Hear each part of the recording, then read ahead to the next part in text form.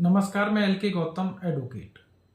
धारा 9 भारतीय न्याय संहिता जो आईपीसी की धारा 71 के स्थान पर रखी गई है, कई अपराधों से मिलकर बने अपराध के लिए दंड की सीमा, limit of punishment of offence made up of several offences. कई बातें जो अपराध बनाती हैं या एक बात जो अपराध है, कोई बात जो कई परिभाषाओं में आती है या कई अपराध जो स्वयं में अपराध है मिलकर कोई अपराध बनाते हैं या कोई भिन्न अपराध बनाते हैं। यानी इस धारा का आशय एक लिमिट है कि पनिशमेंट एक लिमिट के अंतर्गत दिया जाएगा, ना कि कई दंडों को मिलाकर दंडादेश दिया जाएगा। यानी कोई मारपीट हुई है और एक लाठी मारी है तो एक लाठी की सजा 1 साल, और 50 लाठी मारी है तो इसका मतलब यह नहीं है कि 50 गुणा 1 यानी 50 वर्ष सजा होगी। 50 लाठी और 1 लाठी, 50 लाठी भी कई लाठियों के मारने को लेकर एक अपराध बनाती है। यानी संपूर्ण मारपीट एक अपराध है और एक लाठी मारना भी एक अपराध है।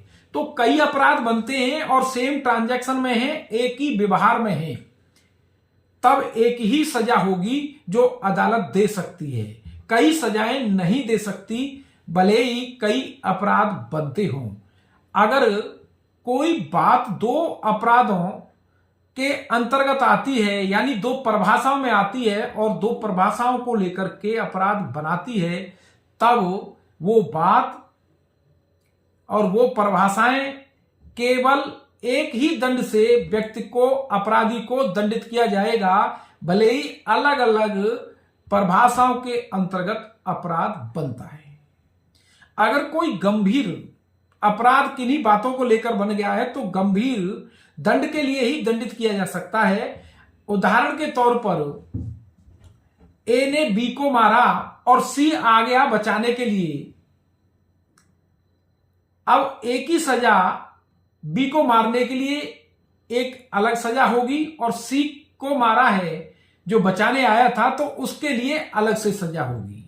यानी यहां भिन्न अपराध घटित हुआ है, डिफरेंट अपराध घटित हुआ है, तो उसके लिए अपराध अलग है। और अगर उसी ट्रांजैक्शन में अपराध होता, जैसे कोई एक हत्या कोई हत्याएं की और उस हत्या कांड में कई हत्याएं हो गई, तो हत्या का अपराध है। और 2 हत्या हो या 3 हत्या हो, लेकिन सेम ट्रांजैक्शन में हो, एक ही व्यवहार में हो, तो हत्या के लिए ही दोषी ठहराया जाएगा। इसका आशय धारा 9 का, जो धारा पूर्व में 71 थी, केवल अदालत को नियंत्रित करना है और दंड की सीमा को और उस दंड को रोकना है, प्रोहिबिट करना है, जो ज्यादा न दिया जाए और एक नियंत्रण स्थापित करना है। बहुत बहुत धन्यवाद। आप अपना